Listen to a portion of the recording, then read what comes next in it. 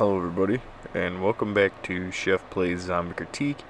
And in today's video we are going to be talking about the Beast from Beyond, which is the final zombies map in Infinite Warfare. And, oh boy, let's just get into it with our pros, cons, rating, recommendation, and call it a review. So for the pros, it is a cool premise. It's definitely a solid idea, but I think the execution is a little rough around the edges. Next is enemy variation, and by that I don't mean the enemy type, I mean more or less the zombie appearance, because they do look different depending on where you are on the map. Like, they're dressed different, like just appearance wise in general, and it's a nice little touch. Next is the details. Throughout the map there's little Easter eggs and references to all the maps, but we'll talk about that more in the cons actually.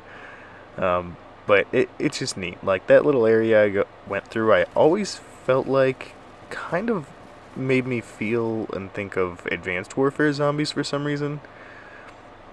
Which, if that's the case, is a really cool callback, but I could be entirely wrong. And next, it feels like the finale, and I mean that in a good way, pretty much because of everything that's going on in the map and everything they did with it. It does very much feel like this is the big send-off that they wanted. Maybe not exactly what they'd hoped, but it does feel like the be-all end-all to this game. Next is the character change. We've talked about this in each map, where the characters you play as do change in appearance and whatnot to kind of fit the role overall of the map. And in this one, I think it's supposed to be just kind of them, which feels cool, because it feels like they're on the edge of escaping this nightmare they're in, which they are if you do complete the Easter eggs. But it is just nice. And it feels closer to the rest of the game. And what I mean by that is like setting and feeling. If you've played Infinite Warfare, you know that the multiplayer, the campaign, takes place in space and all over the place in space, like.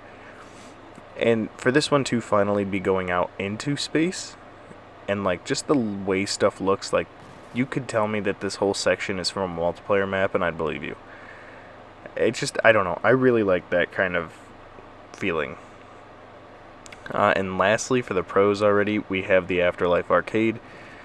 In all the maps, if you get down and you have quick revive, or you're playing with a friend and you die, you get sent to the Afterlife Arcade, where you play arcade games to get a real life, or to get a life token to come back. And it's actually in the map, like as a part of it that you can go through. And I don't know, I think it's just a really neat little touch. And now for the cons. There's more cons in this map than most maps, but we'll just get right into it. First is the hound rounds. And I know I keep referring to them as that in this game, even though there's not really hounds. But it's just the term I'm using for those bonus rounds. And I do not like them in this game, because, and we'll talk about this in a couple points here, but it throws all the hound round enemies from each map at you at once, like all the types. One of which isn't even a hound round type of enemy, it's just kind of one that happens. It's those ninjas that I had as a con in Shell and Shuffle are now attacking you in those hound rounds. And it's, I don't know, it's them, and then you'll get aliens and clowns and rollerbladers. I don't know if they're Sasquatch or not, but it's a lot at once, especially because they all move so differently and all have a different, like, attack style. It can be the be-all end-all, and was consistently for me last night. I've gotten to like around 30, 40 on this map, but I couldn't even get past like 10 last night, and it just, Next is the aliens. They are not the same as they were in Ghosts. Like, they are the same model, but they're not the same strength. They're not the same speed. Like, they have way more health. And they're just ridiculous because they're throwing at you right off the bat, and until you turn the power on, that's all you can fight. And it is ridiculously hard. Like, they can catch you off guard, especially when there's more than like 2 of them at a time, because they're all over the place. And this feels like a cheap Revelations. Like, it's a cool idea, again, I love it, but in the same token, like, it doesn't feel as fluid.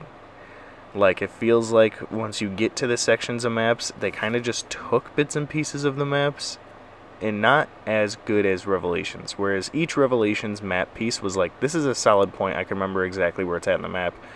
This one is kind of just like, here's an alleyway. We think it's from Shaolin Shuffle. Like, it just doesn't run as well as normal Revelations. And to that, it feels small somehow.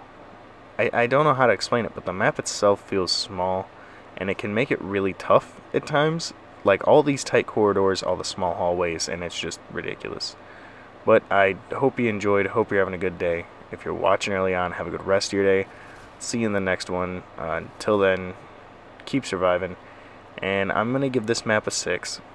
I think there's definitely some things it could have done better, and some things it did worse than the other maps. And I recommend it only because it's different, but for a solid game, probably not to start. So, see ya.